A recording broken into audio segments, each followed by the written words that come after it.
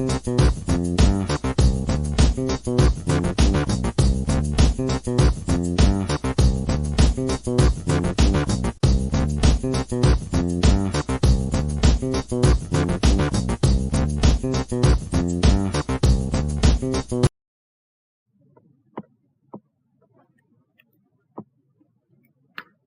Class, हमने पिछले homeostasis के पार्ट 1 में पढ़ा था कि होम्योस्टेसिस होता क्या है और हमने जो टेम्परेचर रेगुलेशन है कि हम अपने टेम्परेचर को होम्योस्टेसिस के मैकेनिज्म के थ्रू कैसे रेगुलेट करते हैं जब हमारी सराउंडिंग में इंक्रीज या डिक्रीज होता है। हमने कहा था कि होम्योस्टेसिस जो है उसमें दो मैकेनिज्म इन्वॉल्व होते हैं, negative feedback and positive feedback. मैंने आपको नेगेटिव फीडबैक बताया था कि जिसमें हम लोग जो आपकी बॉडी है जो रिस्पॉन्स करता है होम्योस्टेसिस वो जो स्टिमुलस के अगेंस्ट करता है। अगर स्टिमुलस इंक्रीज हो रहा है तो वो उसको अपोज करने के लिए उसे डिक्रीज करेगा। इसी तरह अगर जो स्टिमुलस है वो डिक्रीज कर रहा है तो वो उसे इंक्रीज करने के लिए एक्ट करेगा। लाइक आपकी सराउंडिंग में टेम्परेचर इंक्रीज कर रहा था तो हमने उसे डिक्रीज करने के लिए एक्शन लिया, और जब वो डिक्रीज कर रहा था तो हमने उसे इंक्रीज करने के लिए एक्शन लिया। अब अगर हम नेगेटिव फीडबैक की एक और एग्जांपल देखें तो वो है ब्लड ग्लूकोज रेगुलेशन। आपको पता है कि हमारी बॉडी में ग्लूकोज लेवल हर चीज़ एक बैलेंस और एक रेंज में, जो मैंने आपको कहा था कि फिक्स्ड वैल्यू नहीं होती, रेंज होती है कि एक चीज़ रेंज में रहेगी तो आपकी बॉडी नॉर्मली फंक्शन करेगी। अब हम देखते हैं, आपको पता है कि जितने भी हमारे न्यूट्रिएंट्स होते हैं, जो ब्लड में जितनी भी चीज़ें हमारी बॉडी तक जा रही हैं वो ग्लूकोज, जो जैसे ग्लूकोज हो गया, कोई न्यूट्रिएंट्स हो गए, वो आपके ब्लड के थ्रू जाते हैं, राइट। आपकी ब्लड जो वेसल्स में जो ब्लड है वो आपकी बॉडी के पास different nutrients, for example glucose और जितने भी और न्यूट्रिएंट्स हैं उनको लेके जाता है। सो अगर आपके जो वेसल्स हैं उसमें ब्लड वेसल्स में ग्लूकोज का लेवल इंक्रीज कर जाए, अगर आपके ग्लूकोज का लेवल इंक्रीज कर जाए तो ये आपकी बॉडी का नॉर्मल स्टेट नहीं है। अब इसको मेंटेन करने के लिए आपकी बॉडी एक्शन लेगी। तो जैसे ही आपकी ब्लड वेसल में ग्लूकोज लेवल इंक्रीज हुआ, एज अ स्टिमुलस एक्ट करेगा ये। जब ग्लूकोज इंक्रीज करेगा, जब वो ग्लूकोज इंक्रीज करेगा तो आपके जो पेनक्रियाज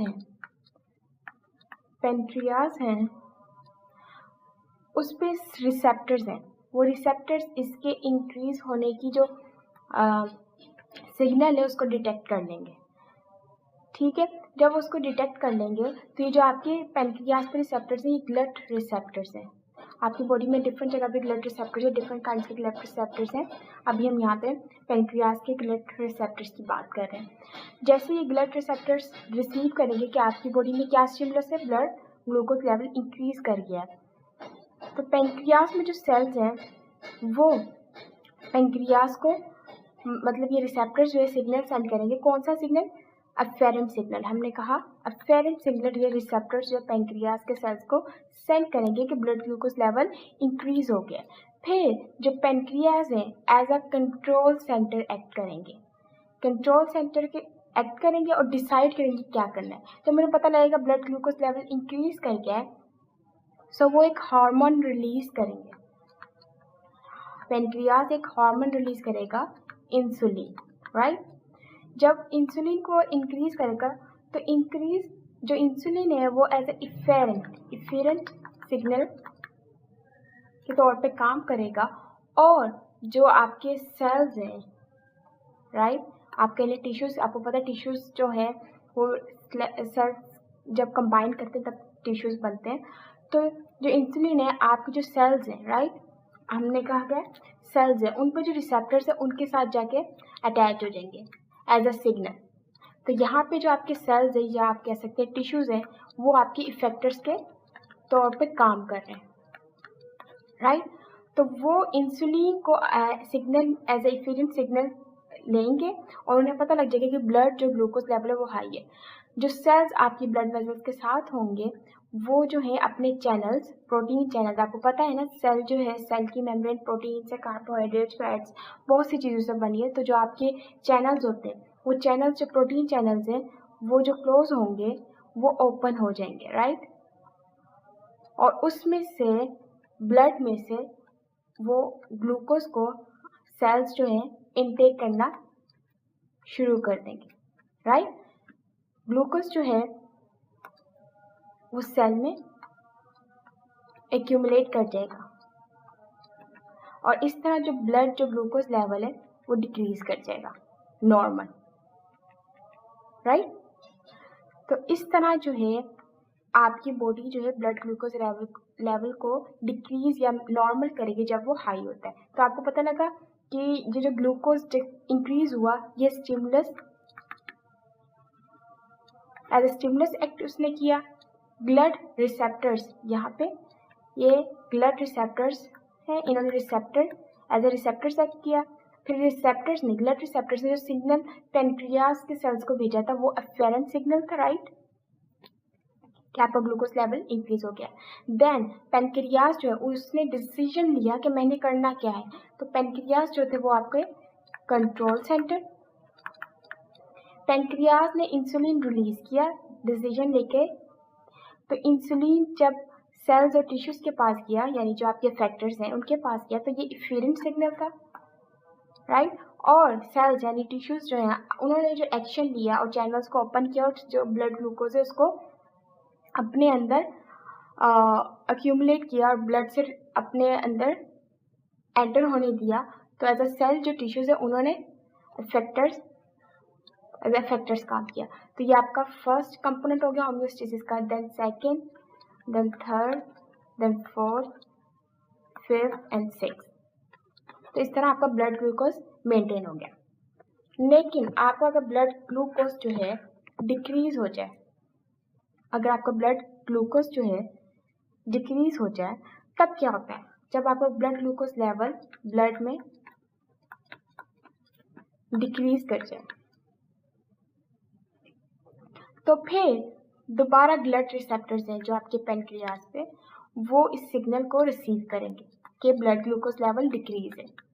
जब वो रिसीव करेंगे फिर वो सिग्नल सेंड करेंगे पेनक्रियास के सेल को। यही रिसेप्टर्स, ये रिसेप्टर्स जो हैं as a afferent signal pancreas के सेल को सेंड करेंगे कि ब्लड जो ग्लूकोज लेवल है वो डिक्रीज कर गया।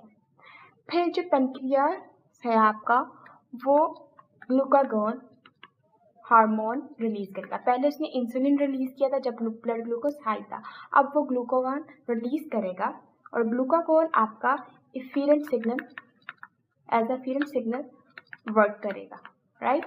और फिर वो आपके लीवर के पास जाएगा। लीवर क्या है यहाँ पे आपका effector, right. As a effector आपका लीवर काम कर रहा है। लीवर को जब ये सिग्नल आएगा, जब ये ग्लूकागॉन जाके लीवर के रिसेप्टर्स पर अटैच हो जाएगा एज अ सिग्नल, तो लीवर को पता लग जाएगा कि ब्लड ग्लूकोज लेवल डाउन है। आपको पता है लीवर जो है, जो जब आपकी बॉडी में ग्लूकोज ज़्यादा हो जाता है तो वो ग्लूकोज को एज अ ग्लाइकोजन स्टोर कर लेता है। देन जब उसको सिग्नल मिलेगा ग्लूकोन हार्मोन का, ग्लूकागॉन का, कि ब्लड ग्लूकोज लेवल डाउन है, तो वो ग्लाइकोजन को ग्लूकोज में कन्वर्ट करेगा, राइट।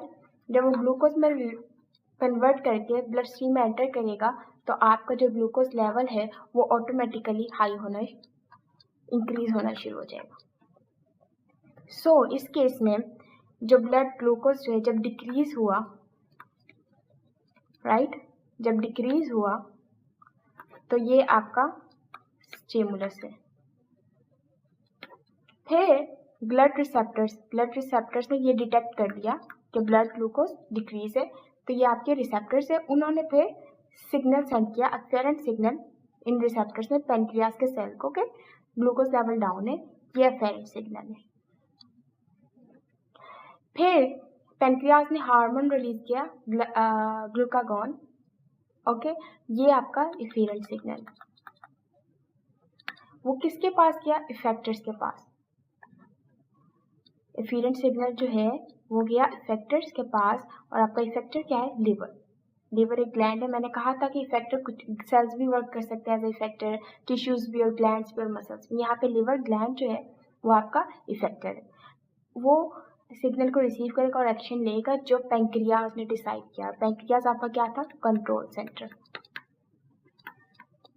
और उन्होंने फिर ग्लाइकोजन को ग्लूकोज में लीवर ने कन्वर्ट कर दिया ग्लूकोनियोजेनेसिस और ग्लाइकोजेनेसिस के प्रोसेस के थ्रू, जो हम प्रोसेस पढ़ते हैं, ठीक है। वो ग्लूकोज इंक्रीज आपके ब्लड स्ट्रीम में हो जाएगा जब वो ग्लाइकोजन कन्वर्ट होगा ग्लूकोज में।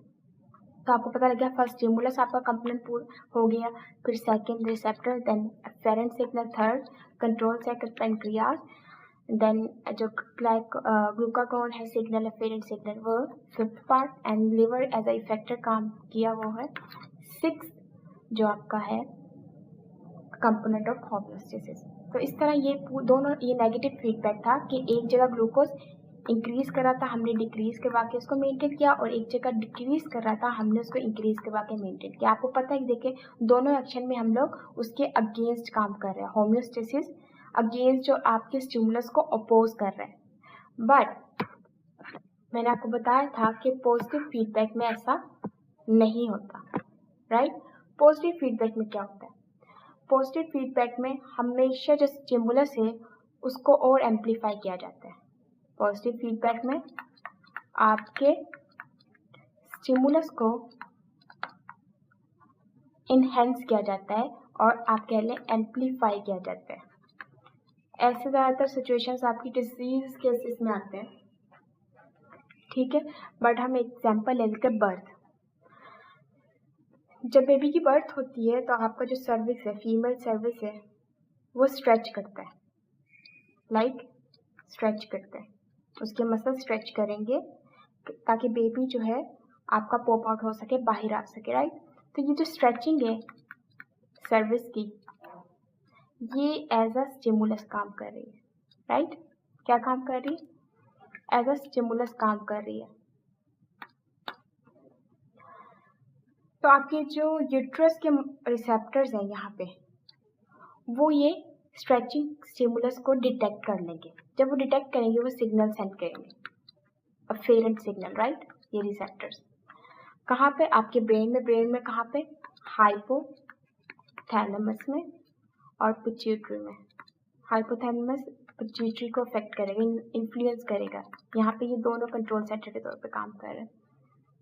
देन ये डिसीजन लेके कि अब क्या करना है, ये एक हार्मोन रिलीज करेंगे, ऑक्सीटोसिन, राइट। ऑक्सीटोसिन जब रिलीज होगा तो ये क्या है आपका? Efferent signal. ये आपकी यूट्रस के पास जाएगा और यूट्रस के जो मसल्स उनके रिसेप्टर्स पे अटैच होगा, ठीक है। और ये सिग्नल क्या है? क्योंकि आप क्या चाहते हैं? अपनी बॉडी को नॉर्मल स्टेट में लाना। और वो नॉर्मल स्टेट में कब आएगा? जब आपकी बॉडी जो है बेबी की बर्थ होगी, आपकी बॉडी से जो बेबी है वो बाहर आएगा, राइट। तब फीमेल बॉडी दोबारा अपनी नॉर्मल स्टेट में आ जाएगी। तो इस एक्शन को हमने स्टॉप नहीं करना है, इस सर्विस की स्ट्रेचिंग को हमने स्टॉप नहीं करना बल्कि इन्हेंस करना है। तो ये ऑक्सीटोसिन जो मसल्स पे आके अटैच होगा, वो जो आपके यूट्रस के मसल्स है उसको और इन्हेंस करेगा। फिर यूटेराइन कंट्रैक्शन होगी, ओके। जब यूट्रस कॉन्ट्रैक्ट होगा, यानी कि कॉन्ट्रैक्ट होगा, आपको पता है रिलैक्स नहीं बल्कि यूट्रस के मसल्स कॉन्ट्रैक्ट होंगे तो वो प्रेशर डालेंगे सर्विस पे, ठीक है, सर्विक्स पे। तो जब वो आपकी इस फीमेल सर्विस पे प्रेशर डालेंगे तो स्ट्रेचिंग और इंक्रीज हो जाएगी, ठीक है। तो आपने देखा स्टिमुलस हमारा क्या था? स्ट्रेचिंग। जब स्ट्रेचिंग हो रही थी तो हमारे रिसेप्टर्स ने, जो यूट्रस में रिसेप्टर्स, उन्होंने सिग्नल सेंड किया हाइपोथैलेमस को। हाइपोथैलेमस और पिट्यूटरी ने कंट्रोल सेंटर के तौर पे एक्ट करके डिसीजन लिया और यूट्रस को और कंट्रैक्ट करने को कहा, क्योंकि उन्हें पता था जब कॉन्ट्रैक्ट करेंगे तो आपके सर्विस है वो और स्ट्रेच होगा। तो यहाँ पे आपने देखा कि स्ट्रेचिंग स्टिमुलस था और पॉजिटिव फीडबैक में उसको और इनहेंस किया, उसको अपोज नहीं किया कि स्ट्रेचिंग हो रही है और ताकि आपके बेबी की बर्थ हो, आपका बेबी जो है बॉडी से बाहर आए और फिर फीमेल जो बॉडी दोबारा अपनी नॉर्मल स्टेट में आ जाए। तो ये था आपका पॉजिटिव फीडबैक, क्योंकि इसमें हमने एक्शन अगेंस्ट नहीं लिया बल्कि स्टिमुलस को और एम्पलीफाई किया और इनहेंस किया। तो यहाँ स्ट्रेचिंग आपका स्टिमुलस है, यूट्रस के मसल्स जो हैं वो रिसेप्टर्स हैं, ये हाइपोथैलेमस और पिट्यूटरी ग्लैंड आपके कंट्रोल सेंटर है, ऑक्सीटोसिन अफेरेंट सिग्नल है, यहाँ पे रिसेप्टर से जो सिग्नल सेंड किया था वो अफेरेंट सिग्नल है। देन ऑक्सीटोसिन जो है ग्लैंड जो है, मतलब कि आपके मसल्स के पास गए, जो आपकी यूट्रस के मसल्स है वो फैक्टर्स हैं, राइट। यूट्रस के जो मसल्स हैं वो आपके अफेक्टर्स हैं, राइट। सो आपने देखा कि इसमें भी आपके सारे होम्योस्टेसिस के जो है कंपोनेंट पूरे हो रहे हैं, stimulus, then receptors, afferent signal, control centre, efferent signal oxytocin, and then effectors आपके यूट्रस मसल्स। और इसमें आपने देखा नेगेटिव फीडबैक में हम लोग अपोज करते हैं स्टिमुलस को, यहाँ पे स्टिमुलस को और इनहेंस किया और स्ट्रेचिंग करवाइए आपके सर्विस के मसल्स की। हम लोग एक और एग्जांपल ले लेते हैं फीडिंग की। आपको पता बेबी फीड करता है। सो जब बेबी फीड करता है आपका, लाइक बेबी जब फीड करेगा, राइट, तो जो आपकी ब्रेस्ट पे या फीमेल ब्रेस्ट पे जो क्या कहते हैं मैकेनो रिसेप्टर्स कह लें या क्या कहते हैं टेक्टाइल रिसेप्टर्स कह लें, तो वो बेबी की जो सकलिंग है, सकलिंग ऑफ बेबी क्या है आपका stimulus, right. Suckling of baby आपका स्टिमुलस है और वो स्टिमुलस जो है आपके जो ब्रेस्ट है उस पर जो रिसेप्टर्स हैं, ये मैकेनो रिसेप्टर्स या आप कह रहे हैं टेक्टाइल रिसेप्टर्स, क्योंकि जो स्किन पे रिसेप्टर्स हैं मैकेनिकल इफेक्ट है ना सकलिंग, तो वो इस स्टिमुलस को डिटेक्ट कर लेंगे। आपके स्टिमुलस को रिसेप्टर्स जो ब्रेस्ट पे डिटेक्ट करेंगे और वो सिग्नल सेंड करेंगे, राइट। उन्होंने सिग्नल सेंड किया, कौन सा अफेरेंट सिग्नल है, क्योंकि ये कंट्रोल सेंटर के पास जाएगा। कंट्रोल सेंटर आपका ब्रेन, और ब्रेन में कौन सा पार्ट, हाइपोथैलेमस, और हाइपोथैलेमस साथ में इन्फ्लुएंस कर रहा है इंटीरियर पिट्यूटरी को और पोस्टीरियर पिट्यूटरी को, ओके। इंटीरियर पिट्यूटरी को और पोस्टीरियर पिट्यूटरी भी साथ हाइपोथैलेमस के as a control centre work कर रहे हैं। देन इंटीरियर पिट्यूटरी जो है आपका वो प्रोलैक्टिन हार्मोन को रिलीज करेगा। कौन से, प्रोलैक्टिन हार्मोन। और जो आपका पोस्टीरियर है वो ऑक्सीटोसिन का हार्मोन को रिलीज करेगा।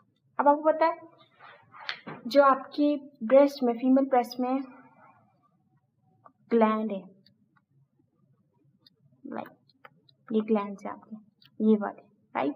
ये प्रोलैक्टिन जाके इन ग्लैंड्स में मिल्क प्रोडक्शन को इनहेंस करेगा, कि मिल्क की प्रोडक्शन, ग्लैंड्स में मिल्क प्रोड्यूस करेगा। और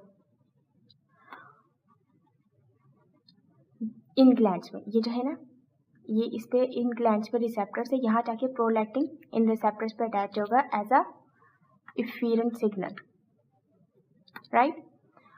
उन ग्लैंड्स में मिल्क प्रोडक्शन होगी। अब ये मिल्क प्रोडक्शन होगी, ऑक्सीटोसिन जो है वो इसको इजैकुलेट करवाएगा बेबी के माउथ में, ओके, कि इसकी इजैकुलेशन हो और ये सकलिंग के थ्रू बेबी के माउथ में जाए, ठीक है। तो आप देखिए जब मिल्क प्रोड्यूस होगा और ग्लैंड से ऑक्सीटोसिन, प्रोलैक्टिन मिल्क प्रोडक्शन कर रहा है, ऑक्सीटोसिन उस मिल्क को इजैकुलेट कर रहा है, आप इसको लेट डाउन रिफ्लेक्स भी कहते हैं, लेट डाउन रिफ्लेक्स मिल्क के,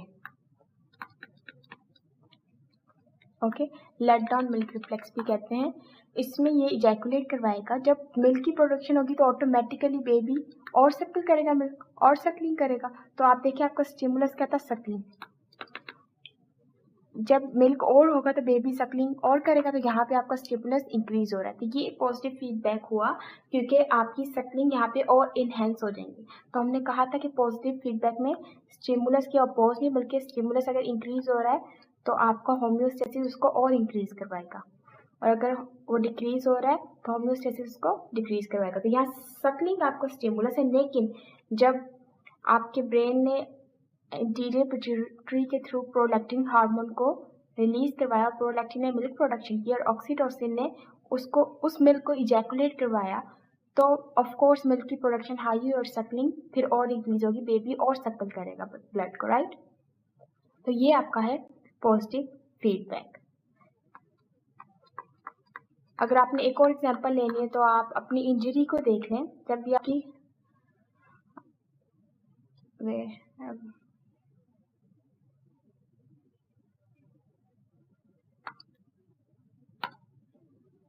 जब भी आपकी इंजरी होती है ब्लड में, लाइक आपका ब्लड वेसल टियर हो गई है, यहाँ से जब आपकी जहाँ से ब्लड रिलीज हो रहा है आपकी बॉडी में इंजरी हुई है, वहाँ से केमिकल रिलीज होंगे और जो आपके प्लेटलेट्स हैं उनको कहेंगे, उनके रिसेप्टर्स को प्लेटलेट्स के रिसेप्टर्स डिटेक्ट करेंगे और कहेंगे प्लेटलेट्स को यहाँ जो इंजरी है वहाँ आके अटैच हो जाए। तो फिर जो है आपकी जहाँ पे इंजरी है वहाँ प्लेटलेट्स अक्यूमुलेट होंगे, जितने अक्यूमुलेट होंगे और केमिकल रिलीज होगा और प्लेटलेट्स को कहेगा कि और अक्यूमुलेट हो, जब तक इंजरी पूरे ब्लड की फ्लो को स्टॉप नहीं कर देते प्लेटलेट्स। तो इस तरह ये देखें आप केमिकल रिलीज हो रहा है प्लेटलेट्स और जाके आपकी इंजरी के पार्ट पे अटैच हो रहा है और जब ये प्लेटलेट्स आपके ब्लड इंजरी पे जाके जहाँ पे इंजरी है वहाँ पे अटैच हो रहे हैं तो आपका और केमिकल इंक्रीज हो रहा है, यानी कि ये भी पॉजिटिव फीडबैक है कि उस एक्शन को और इंक्रीज कर रहा है स्टिमुलस को। केमिकल रिलीज होना स्टिमुलस है ना, तो वो उसको और इंक्रीज कर रहा है और प्लेटलेट्स आके लगे तो ताकि आपकी जल्दी रिकवरी हो जाए। तो ये भी पॉजिटिव फीडबैक एग्जाम्पल थी। आई होप आपको टॉपिक पूरा क्लियर हो गया होगा। Thank you so much. Allah.